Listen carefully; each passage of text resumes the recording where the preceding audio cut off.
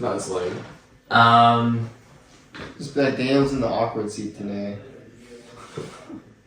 So we're here at the Awkward Seat podcast, episode 1. Let's go! Get some hype. We got one person in the back, no hype. Yay. Oh yeah. So I guess what we do is on an episode 1 is kind of introduce ourselves, kind of introduce the podcast. Let's do it. I guess I could start. I'm Joe. I'm CEO of Flutterfy. It's this AI influencer marketplace to distribute music for music artists and record labels. I'm here in San Francisco right now, but originally from New York, looking to grow the startup. Yeah. Awesome. Welcome, Joe. I'm Daniel Jeong. I'm CEO and co-founder of Omen, the first agentic investing platform for retail investors. We're trying to replace the entire financial advising industry, and we're trying to do that using AI agents, personalize your portfolios for your risk tolerance, and deploy them automatically. Have your agents be your eyes and ears on the ground while you sleep and make money. So that's what we're trying to do. Hello everyone, I'm Steven D'Ambrosio. I'm currently a student at Cornell studying industrial and labor relations, which is just a very complicated way of saying I study the world of work, like how people function, make decisions in their workplace, like unions, organizational behavior, all that type of very fun stuff. And currently, it's summer for me. I'm not working on anything specifically, but I've been doing a lot of work, kind of been like an unofficial intern for the residency in San Francisco. And I'm about to go backpacking and also do a meditation retreat. So it's just kind of a adventurous summer where I'm trying to build my bias towards action. So that's where I'm at right now. Very cool. Cool. So I think today we'll keep it lighthearted and not talk about anything crazy. But we can kind of, I guess, go over what we're doing these days, what where we're trying to go, and how we're gonna get there. Let's do it. Yeah. So I guess who wants to start? Who wants to tell the world? I'll start us off because they probably have some very complicated stories to share. Mine's pretty simple and lighthearted. So, as I mentioned, I'm a student at Cornell, so that's my primary job right now, if you will, just getting a good GPA, really making connections and networking there and trying to make the most out of that education because I understand I have a very special opportunity there. And then I guess what I'm currently working on, which I alluded to at the beginning, was I'm at the residency right now, being an intern. So that means I'm just sending like a bunch of cold emails. I've been doing some crazy stuff. Like I wrote 30 handwritten, personalized cold letters to like some billionaires around the world, hoping to get them as guest speakers. I do a lot of cleaning because it's a hacker house. Some people don't do their dishes. And I do some other like miscellaneous stuff like journalist outreach, like spreadsheets, putting like people that another person interviews onto spreadsheets, just random stuff, whatever needs to be done in the given day. And I've also been doing a lot of social media work, just experimenting with that ecosystem. So then the other two things that I have planned for this summer, as I also mentioned before, was I'm going to be doing a meditation retreat and I'm going to be doing backpacking.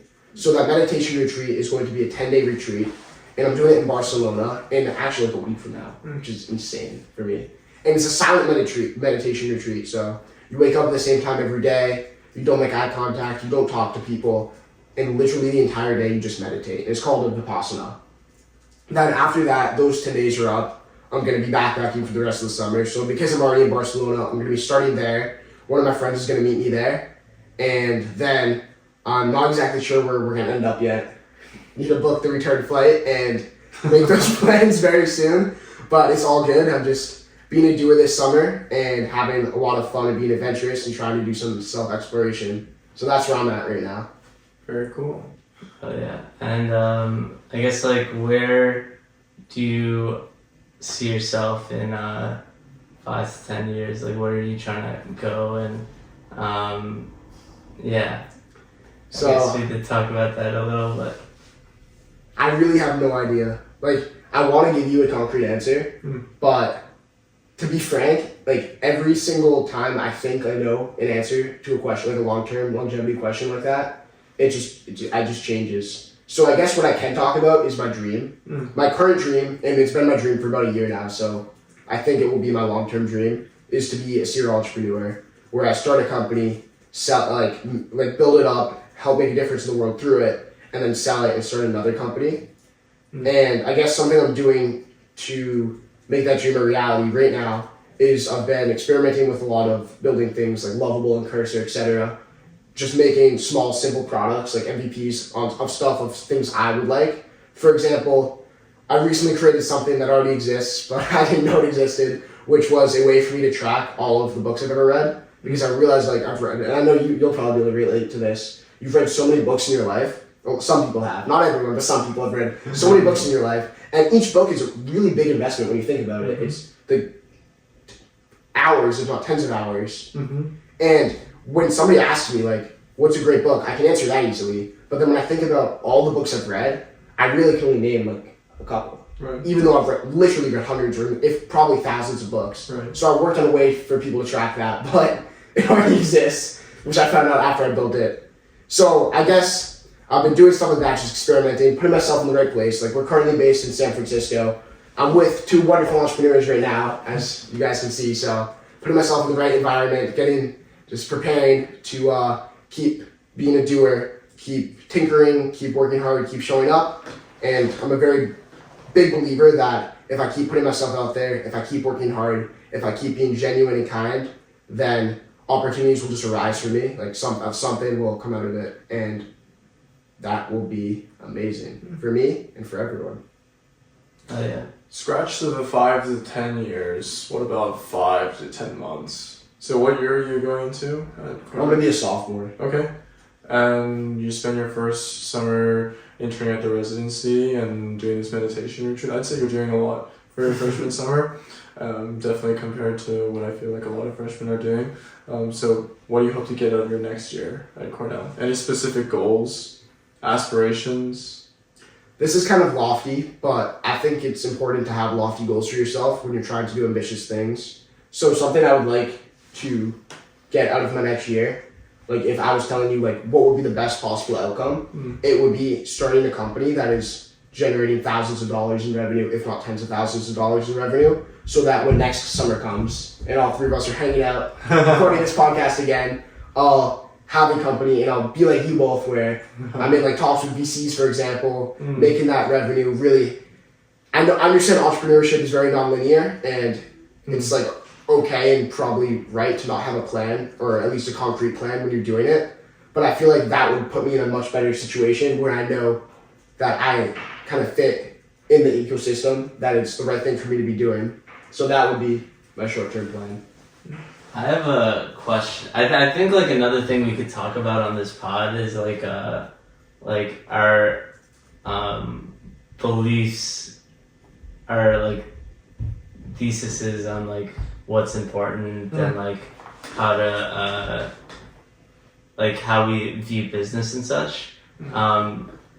But like I'm curious, Daniel, what are your thoughts on like what Steven just said about like, do you think it's important to have a plan? Do you think it's important to know what you're doing, or is it okay to just like have that goal of money or success in mind? And I think you should definitely have aims, which are not necessarily the same thing as goals, right? Like a goal is somewhat concrete in my own opinion. Like if your goal is like I want $10,000 in monthly recurring revenue, that I would say that's a goal. An aim might be something like you said, like I want to start an app that will help some people that I can sell. Like I think that's something you can aim towards, and I think a plan is definitely necessary. But keep in mind, all plans are wrong. You're never going to follow a plan right exactly to the T, and the farther out you try to plan, the more wrong it's probably going to be. So we can only plan probably the next week or even month at a time. But it definitely should approach everything very intentionally, in my opinion. Because if you're like, okay, I'm just going to leave it up to fate, leave it up to the wind and see where it takes me, and I feel like that is a possibility of having like a lot of serendipity, but I think you lose out on a lot of harnessing the chaos. Like I feel like a lot of greatness is comes from like harnessing chaotic energy and channeling it towards some specific aim. I think that's what the main advantage of a plan is. Do you think my current plan, like when you asked me what I would like to be in 5 to 10 months, do you think that the way I articulated it, it sounds like it has that intentionality that you think is important? I would prefer more intentionality to. So would that just mean like a more thorough? I think what you want is to start with like some idea, and then that idea could be like the stupidest idea in the world, but you should have like enough conviction where you actually start doing something, Right. like today, and that idea could be completely off. I know me and Daniel both started with completely different ideas than what we're doing today, Yeah. even though it's in the same realm. Yeah. So I think like, I don't know what your thoughts on it, but like starting with something is probably the easiest way to start. That makes a lot of sense. Exactly. Like you're trying to get to 100, right? You're starting at 0. It's much easier to count from 0 to 1 than it is to count from 0 to 10 or 0 to 100, right? So after you get to 1, like, yeah, we can talk about connecting the dots 2, 3, 4, 5, 6, 7, 9, 10, but we need to start at 0 and really looking at the next step, like where am I? Where do I need to go tomorrow to get me to where I want to be in a week from now? I think is like a pretty good idea. And then if you take the step, you know, sometimes the ground falls out from under you and you're like, oh my God, like, holy shit, that was such a bad idea. Like, okay, I need to take a step back and step on another path. I think that's totally fine. But definitely want to be like, okay, I need to take this path or this path to get across the bridge, not just like, okay, I'm just gonna cross the bridge. Because you're basically saying any steps is better than no steps. Yeah, exactly. Makes sense. Exactly. And I think your intentionality is good, right? Like you said, you want to build an app, you have this goal of like, you want a few $1,000s in revenue, that's great. And then you want to eventually be talking to venture capitalists to source funding as well. I think those are all very good goals. And so maybe a little bit smaller goals, like, okay, how do we get there? Not like $1,000 in revenue, how do we get like one paying customer, right? Yeah. And then certainly you have many good ideas, right? Certainly you have an idea good enough to get one paying customer, right? So that's, I would say, like, let's start there. Honestly, that 100% agree. Yeah. I think a better response to the question he originally asked, and my new response is my like short-term goal is to get a paying customer. Do you have an idea? I'm just gonna, after I finish this summer, like, because the meditation retreat, I'm not gonna be allowed to access technology, so I can't really work in anything then. And while I'm backpacking, it's only gonna be for like a week. Can you write notes? No, you're not allowed to journal. Wow. So, and then the other thing, it's just, I want to be fully present and kind of focus on social media when I'm backpacking. But as soon as that ends, like August 7th, I'm going back to school. You know what the most powerful thing you might be able to do is just constantly think of ideas. And then once you have the right idea, just sit there and hone in on that one idea for the rest of the 7 days. And then just like you envision the whole world around it because you have no access to the right. They say entrepreneurs are delusional. You have to be delusional. Yeah. And I think sitting on an idea for 7 days But you can't write it down is crazy. would definitely make you delusional about it. Yeah. Yeah, well, that brings me, I guess, like, I'm curious, Daniel, like, how did you get into your first, like, what was your first rendition of Omen? You said Omen was about agentic investing. What was it at the start? How'd you, like, think about it? Yeah, so I personally have been investing for many years at this point. I started in my sophomore year of high school with stock trading, lost some money, which was not so fun, and then I found out that there are like other ways to approach the market, like some people like fundamental investing, about trying to evaluate companies. I thought it was an interesting game that they were trying to play, so when I got to college, right, like I really wanted to explore the markets. Eventually, after a few years, broke into quant trading, had a really fun time working there, found it, like, studied options theory, thought there was tons of different avenues to the market. And so when I came out and I saw, okay, what technology do we as everyday people have access to? well, we have Robinhood, Schwab, Fidelity. We have all of these standard like brokerage accounts, which display all like these oceans of data, right? You see all these tickers of like Apple, Nvidia, Microsoft, and then you see like a sheet of numbers, and you have like no idea what these numbers mean. And I really wanted there to be like a more digestible version of it, so something that could be like your co-pilot to aid you in your investing decisions, because I think a lot of people enjoy the process of like, you know, buy, sell, ride this up and down. They find it to be a really fun process. But I really wanted to create something that could give people confidence and give them reassurance in the strategies that they were creating. So I think Omen originally started as an idea where we were trying to verticalize the entire solution, be like, hey, trust us. Like, we created some models, like we wanted to make this AI hedge fund of sorts. And we're like, okay, this is how we're going to help you pick stocks, and then this is like the allocation that we would recommend. Like in a very naive example, let's say like Nvidia is 70 and Apple's 30. We're like, you know, trust us. We want to automate this for you, and that's sort of the approach we originally took. But then as you know, Omen evolved a little bit, we realized that there are a few problems with this methodology. Even if we think it can make money in the long run, people need to feel comfortable that the strategies are good for them. And really this personalization is very important, because think about it, like whether or not you should buy a stock today is independent of your own personal financial situation in a vacuum. But let's say you're 20 years old, you're definitely more willing to buy Tesla if we think it's a buy today, because it's very volatile, than someone who's like 2 days away from retiring.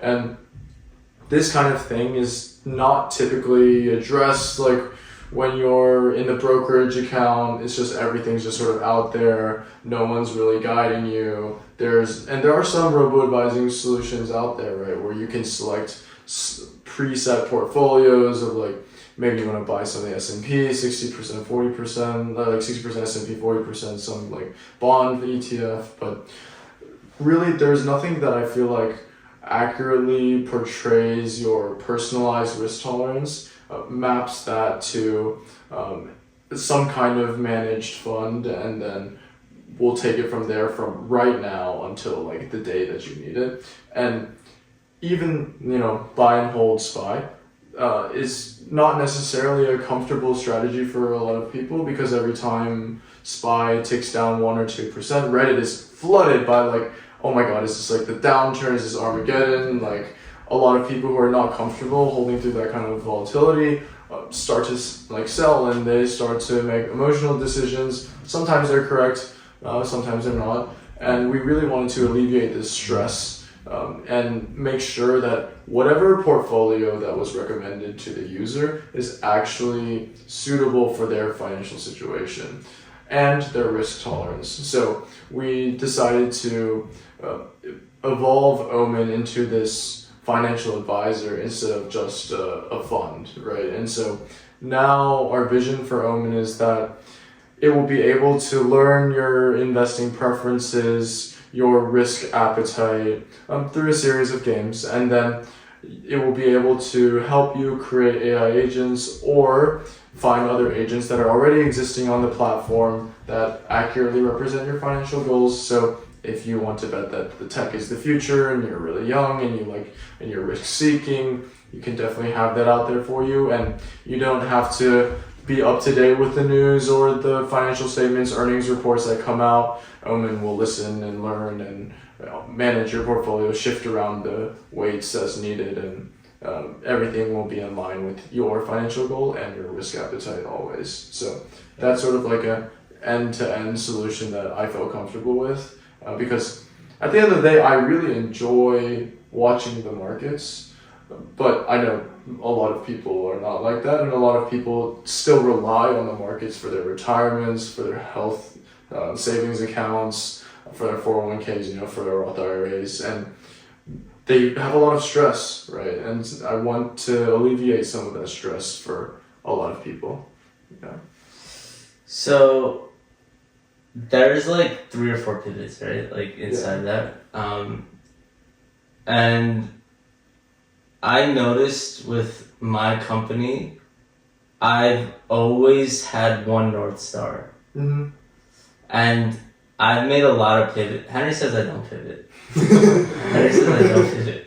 But like, I pivoted a lot. Like, I started last year an agency that did fake fan pages. We made hundreds of fake fan pages for different artists and celebrities.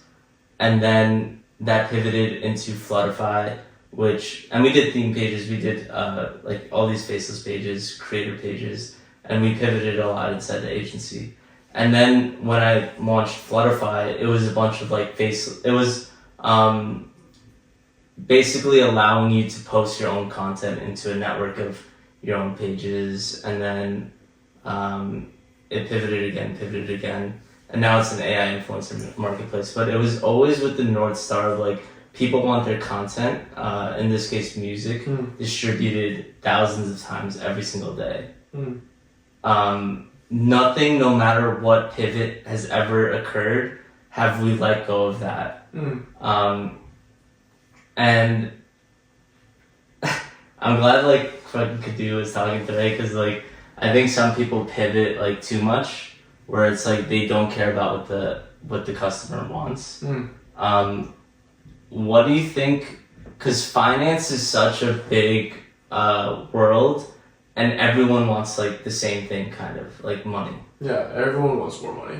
Like what is your inside fintech? It's a little tricky because you only have one kind of piece of information. People want money, but like it's kind of like marketing where people just want like conversions. Well, I think he has one other piece of information. You understand that a lot of people want to be met where they're at, and that fintech is really, really complicated. And the people managing your money, they're going to school for years and years to do this, working at big corporations for a long time. So like the plans you had, as you were touching on earlier, like they're very complicated, and they're not necessarily catering to the specific person. But we live in a world of personalization, and AI has made that much more accessible, as you were saying. So maybe that is another specific vertical he has within fintech. Yeah, I was gonna say, like, what's your North Star? So yes, obviously, more money is good, and everyone wants more money, but we think the North Star is like, we want to make investing as frictionless and as stress-free as possible. Because at the end of the day, if you are not comfortable with what your investments are, and you take on a lot of risk and you lose sleep, I mean, it might be worth it to some, but we think that the stress caused by incoming health bills, tuition bills, education accidents, and then down payments for a house, car, these kind of financial stressors are already in place, regardless of whether or not you're gonna stress over your stocks to get there. And we want to make plans for investors that are, one, automated, so you don't have to spend your time on it, and two, stress-free. So I think that's our North Star, is like no matter where you pivot, you're never gonna change those two facts. Exactly. Yeah. And we think that the stress-free aspect is the personalization that's missing from robo-advisors right now, because we have seen a shift in recent history towards automated trading solutions. Recently, Robinhood just, like I think a month ago, released their own robo-advisor, and then they just released it, and then Alinea and Dub and Origin, Bloom, they all have their own versions of robo-advising solutions, but there really is a lack of flexibility because the portfolios are preset, and the decision really still is put on the user of, like, they have to judge, is this portfolio right for me and why? And that's very hard to do, I think, without the experience, right, of experiencing, oh, this is sort of the risk that I take on with this portfolio. These are the ups and downs that I can kind of expect. It's really hard for someone to know, like, how will you feel like when you lose half of your money? or like. But do you feel I think that, like, I do that too. Like, my goal is to make it Flutterfy frictionless. Is to make it like low stress in terms of like decision making. Do you ever feel like you're that you're stressed because of that? Of Like, course. Yeah, like you're in charge of their money, like Of because course. I'm in charge of like people's like viewership and their conversions. Of course, like we determine to some extent, right? What we try to interpret your stress level and your comfort and your risk appetite. So that is put on us, and I do bear the stress for that. And I mean, I would rather bear the stress for that than you have to do it. To be honest, Unsung hero. I'll take it. I'll take it for everyone. Yeah. But yeah, I do recognize that someone has to bear the stress, and that you cannot get rid of all the responsibility. Yeah. So. So Flutterfy is a very like results based business where like we are trying to get views for the customers. Like everyone that I'm trying to hire right now is literally just trying to get views for the customer. You're in a results based business too. I don't know if you know that. Yeah.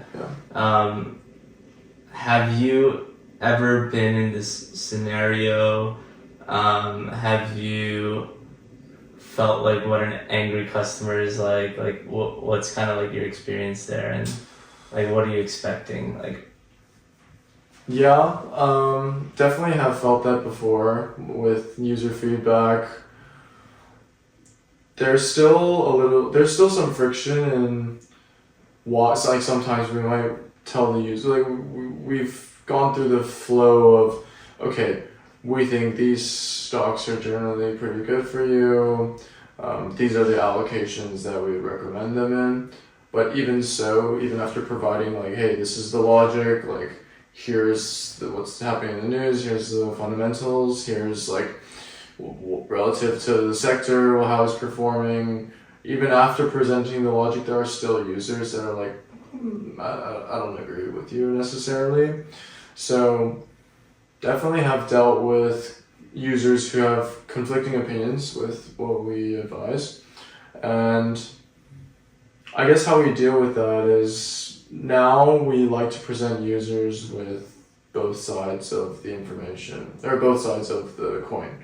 Like, if we think something is a buy or something is a sell, we also present the other opinion of like, these are the reasons you might want to buy and what we believe in, but these are also the reasons why you might want to sell and why you shouldn't believe in it.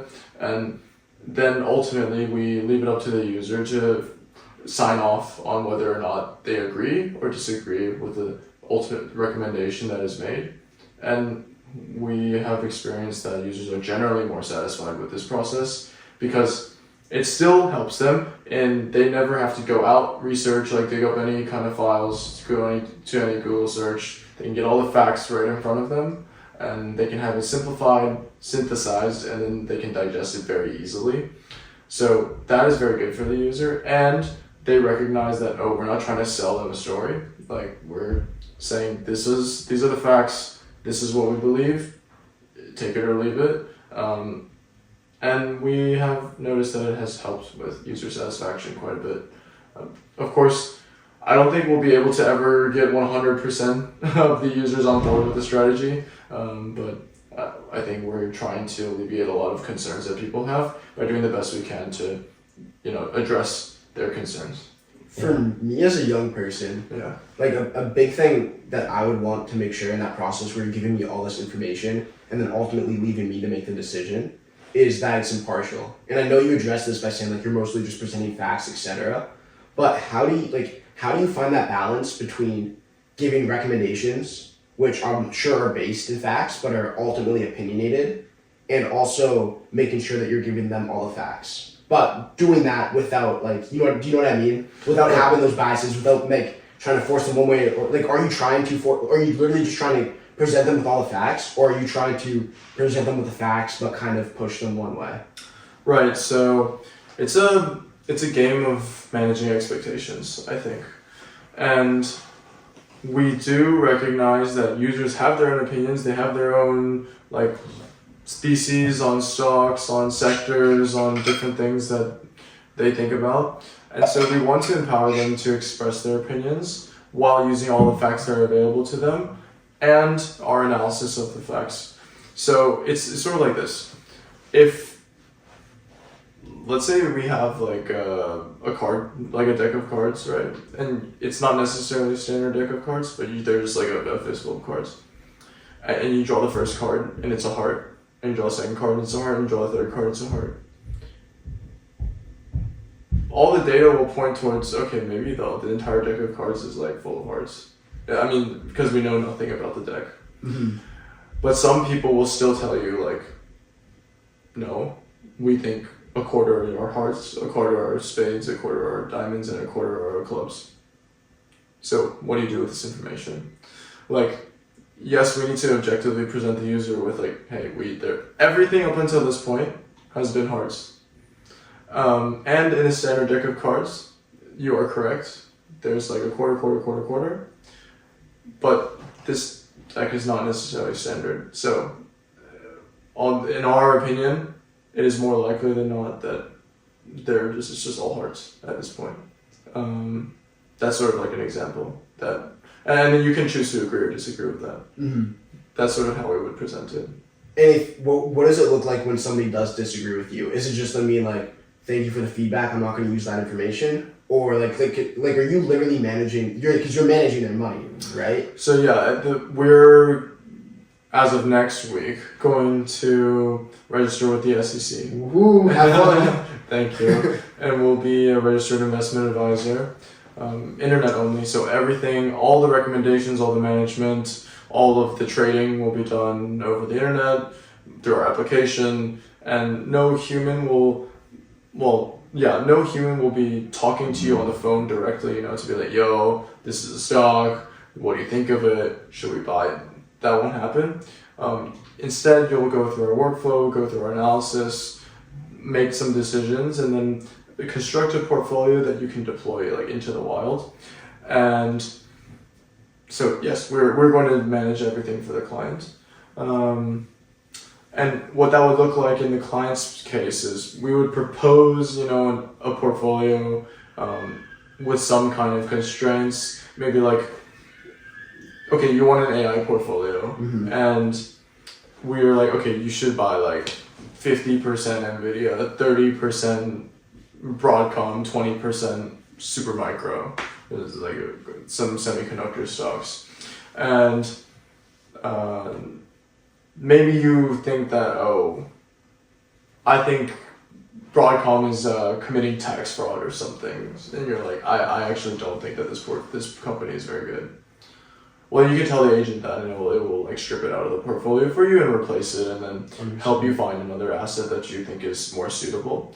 And it will go through this iteration loop with you, and back and forth until ultimately it reflects the opinion that you want it to, while also pricing in, because the decision of 50, 30, 20 is non-trivial, right? So how do we come up with 50, 30, 20? And in general, if you're like, okay, I like NVIDIA, I like Broadcom, or I like NVIDIA, I like SMCI, not Broadcom, let's put in some, I don't know, like Google or something, then still, like, the decision of how much do I put into each stock is hard to do. And that's sort of where we help you in terms of like, these are the facts. This is why we think the balance should be like the way it is. And then you can have your input as well. And you can go back and forth on that. But we do try to help. Then once a portfolio is created that on your side you're happy with, and on the client side the client is happy with, are you going to be going and making the investments for them, or is it kind of something where they take the information they have and then they go and make their own investments? Nope. So at that point, you can click a button and then it will deploy automatically. Love it. Easy peasy, lemon squeeze. Yeah, exactly. And so let's say NVIDIA, Supermicro, Google. Let's say news comes out, NVIDIA releases another chip, another model, another GPU. This will be good news for NVIDIA, probably, right? And you would expect that their stock price would go up and that agents would want to keep buying this stock. So it will automatically adjust these weights for you. Maybe so that you buy more NVIDIA, maybe sell off some of these other things to do that, and you won't have to like worry about that at all. Like it will just keep updating and listening to the market as news comes out. And this really is different than other robo-advisors because others are preset and then they rebalance to some fixed like 50, 30, 20 after a certain point. But ours has the ability to keep changing if you want it to, and if not, if you want the traditional 50, 30, 20, you can just keep that. Yeah. Sick. I guess let's jump back. Yeah. We all live in this place called the Residency. The Inventors Residency of San Francisco. Okay, the specifically. Inventors Residency of San Francisco. Enormous mansion, 25 inventors. I think it's like 30 now. 30 now. Yeah. I think one more person's coming in every day. Oh, Yeah, shit. it feels like it. Yeah. What has inspired you guys the most about this stay so far? Like what has, I guess, helped you out the most? That's kind of like intangible.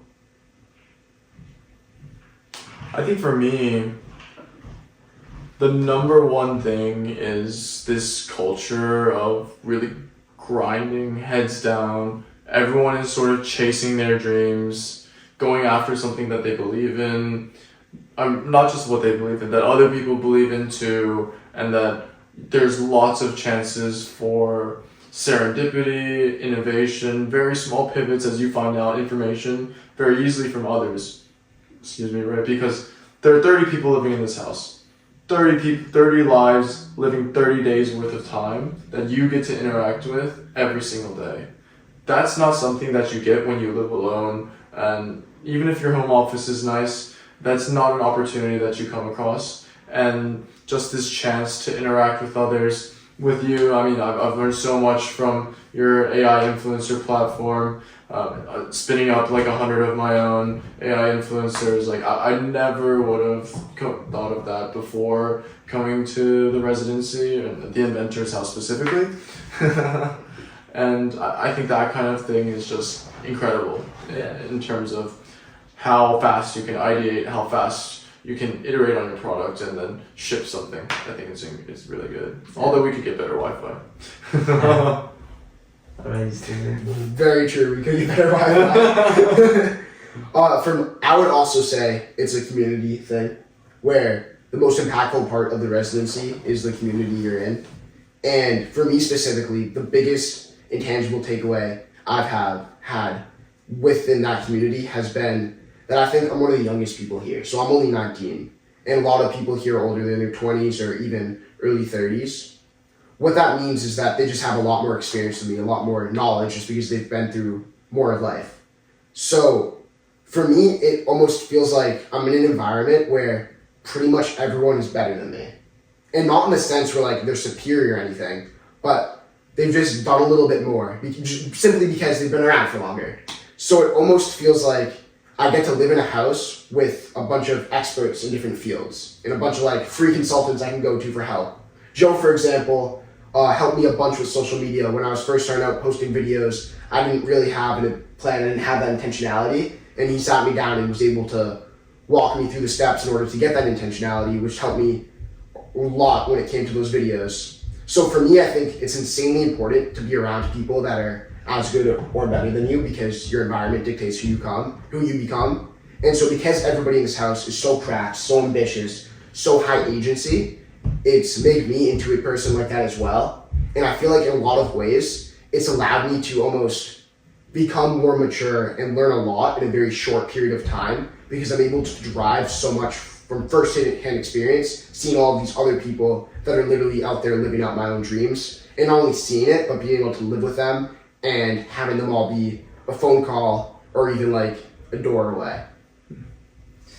Have you guys seen like your goals shift since walking in this building? Like, have you guys seen like like mindset shifts and like your any limiting beliefs disappear? Like what do you think you've taken away the most that surprised you a bit? My biggest I guess some beliefs, a bunch of my beliefs have been just destroyed from living in this house. To be completely frank, I think one of them is I thought that because I was 19, I need to wait and become more mature and literally just wait to do things for the purpose of being older.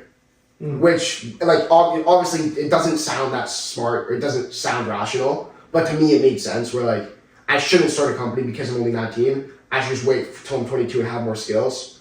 But being here and seeing, like, the agency, and there's literally another 19-year-old in this house raising millions of dollars, it's kind of, we all have a glass bottle around us, right? And I think that a big thing about living here, that glass bottle around me has shattered, where I've seen that, yes, I'm young. Yes, a lot of people in the world are smarter than me.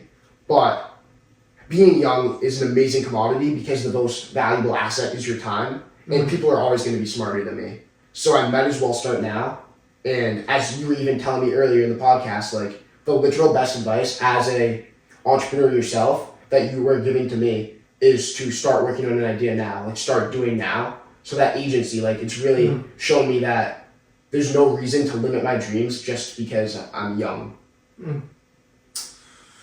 I think along this similar tune, one of the beliefs that I didn't necessarily know that I believed before I got here was that you can do pretty much anything. Like, yes, there's a certain niche set of problems that can only be found like in the biggest companies of the world, and yeah, they're probably interesting, but in terms of anything that's tangible, measurable, observable, to the vast majority of people, you can do it. Like, I had never posted an Instagram video before, like, before living in this house, and now I'm shifting my job to, like, literally have that be my full-time job pretty much, focusing on that, like, at least 40 hours a week, filming every day, editing, cutting, uploading, trying to get that flywheel going. And before I was like, I'm not sure I'm that person, like, I've never done this before. I see a lot of other people who are already a lot bigger than me, a lot more popular, a lot more famous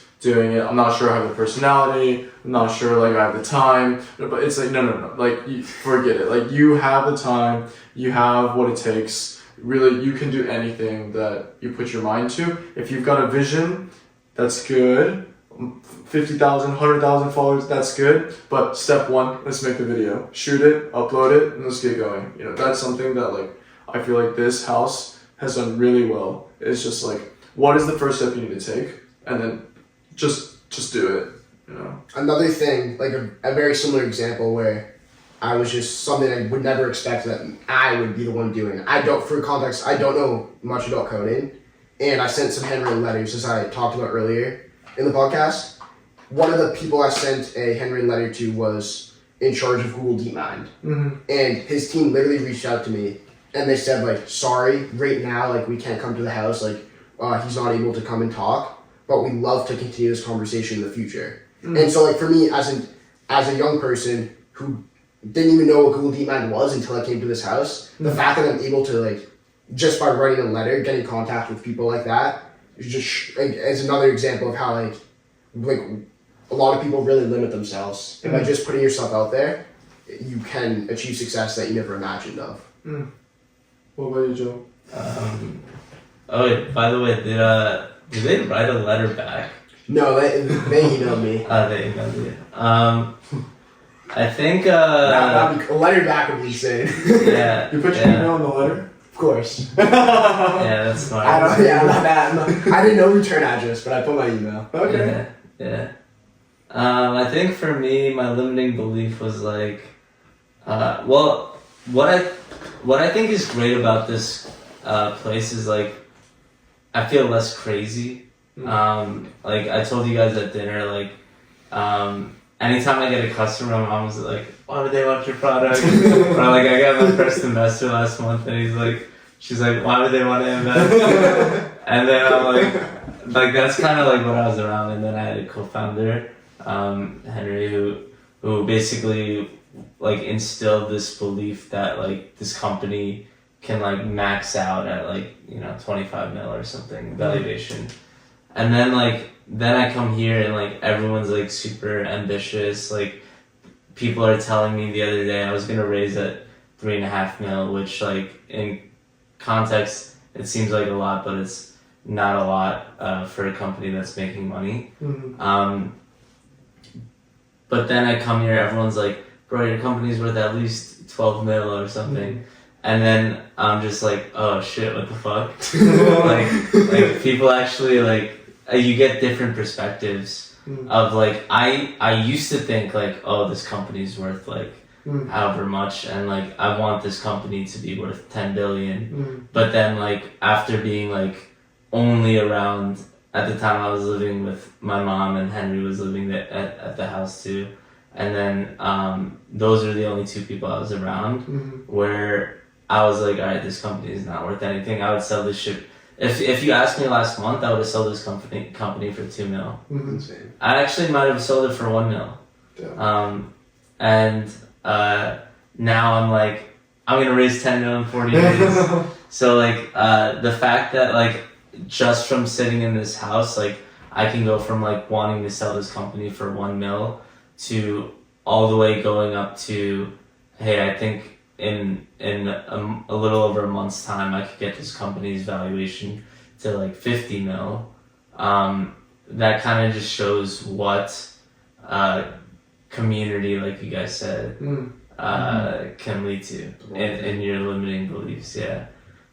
We've talked a lot about where I am and where Daniel is right now. I'm curious, could you just speak a little bit more about like what your company's doing specifically, where you're at right now?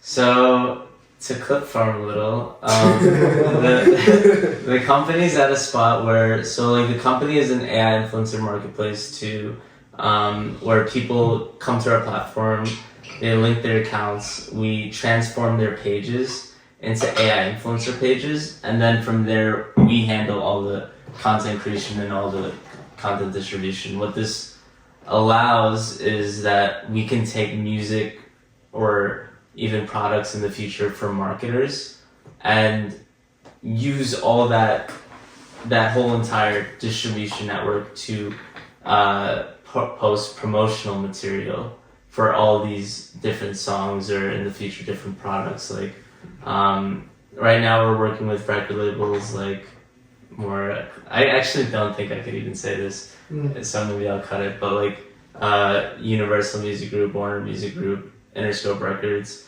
But I talked to a company that wants to wanted us to help them do this with Pepsi and Lamborghini. And like the potential of this product is to go right now from a music marketing platform into a marketing platform that I want to coin as the organic ads platform, like a Meta ads competitor and like a TikTok ads competitor.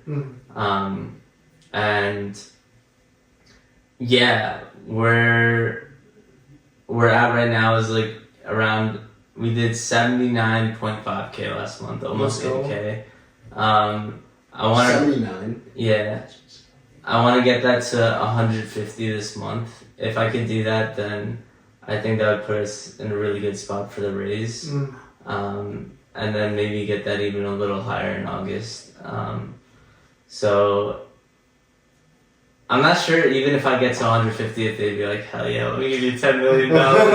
But like I'm gonna at least like fucking do my best in terms of like getting the revenue as high as I can, and then like sell the fuck out of it. Like I've gotten like I'm curious to hear what you guys think has you've developed the most in over the last year. But for me, it was sales. So like I was about to say like, oh, I'll sell the fuck out of this shit. Like I'm so confident in my sales abilities these days that it's like absurd. But last year I remember the first customer call that I was ever on.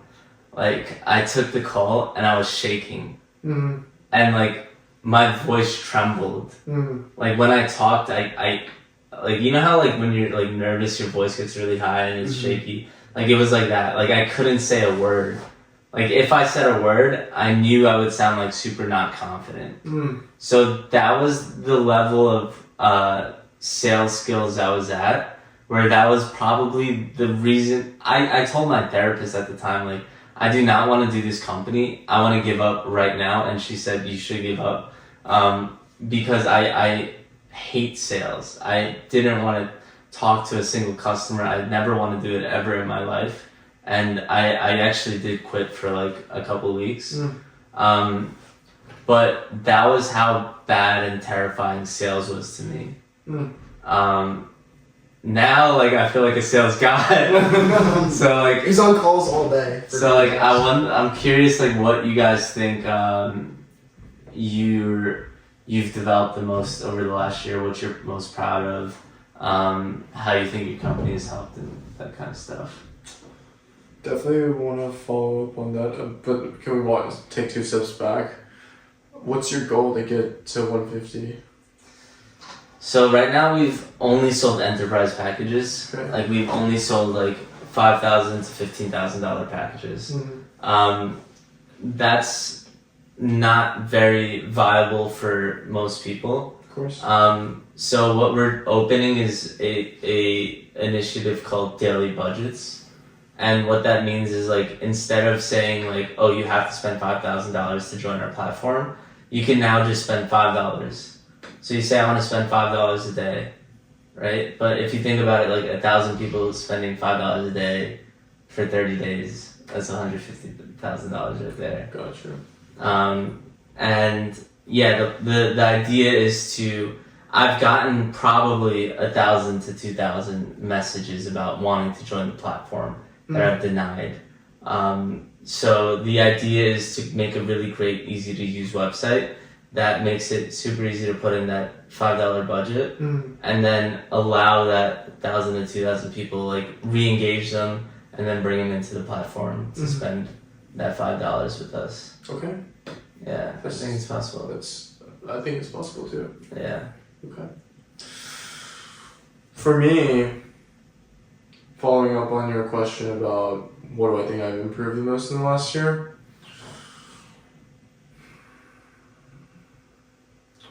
I think it's a sleeper skill that a lot of people don't see. I like to call it parallel work. And what I mean by that is, in programming, right, there's sequential and then there's parallel programming, and really the secret sauce is in how many things you can be doing in parallel and how fast they go. And I think definitely as the CEO, you have the responsibility not just of like, okay, where's the product going, but where's the marketing going, where's the distribution, what channels are you using, like in my case in particular, how's compliance going, like where's the filing with the SEC, what are your data providers doing, like why are they down, and then also we have product and all of the other standard problems. I think at the beginning I was really struggling because I was like, okay, I just need to get more news data, more scrapers, more things out, and I was really pushing everything else on the back burner. I was like, I'll kick compliance down the road, I'll kick distribution down the road, growth, and now like everything is moving very fast in parallel. You are low-key a god at this shit. Like, you're like fucking, I don't know if you see Steven, but this guy's on like compliance calls, then he's talking to I just people. really grind all day. He's on You're interviewers. anything I can count on. The only consistent thing in this house is that you were gonna be in the corner with like 5 monitors on a call while doing stuff. Yeah, he's doing like fucking compliance, interviews, UI, he's doing fucking the product, making the website, talking about it came up, doing a distribution, like fucking AI influencers and Peter Griffin and his own Instagram, and he's doing that all fucking daily, and it's making, like, most people, like, I feel like, and I commend you for this, but like most people would get nowhere with any of that, and then it seems like you make progress on every single one, so that's like really cool. Thank you. Yeah. To give you more insight on what like the last week in particular has been like taking up a lot of my time. I've also had to add hiring to this list of things, and I think it kind of paused a lot of the other channels, but everything is moving pretty quickly. I think I learned a lot from this hiring process, and I know you've hired some people in the past before, and you're hiring more people as well.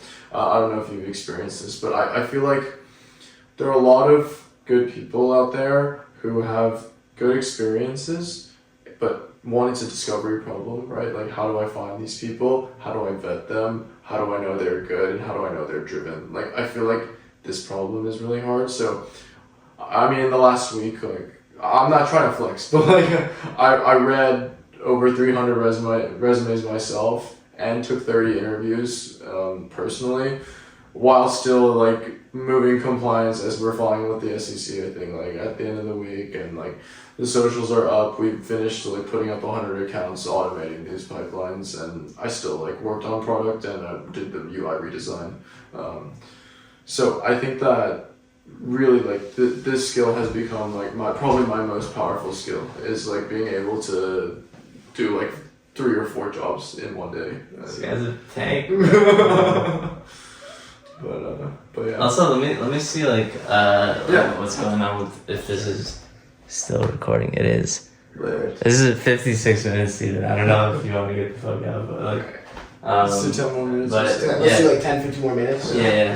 Do you guys have any ideas? Like, I feel like this is a part we're gonna have to cut, like, regardless. Do you have any ideas of, like, I'll answer, like, very briefly my answer your question, and then do you have any ideas, like, a specific way we should end this? Like, yeah, like a good, nice, compelling way, like. Yeah, let's do like goals for next week or so. For next week. Or for tomorrow. Goals for tomorrow? We'll figure it out. Yeah. Alright.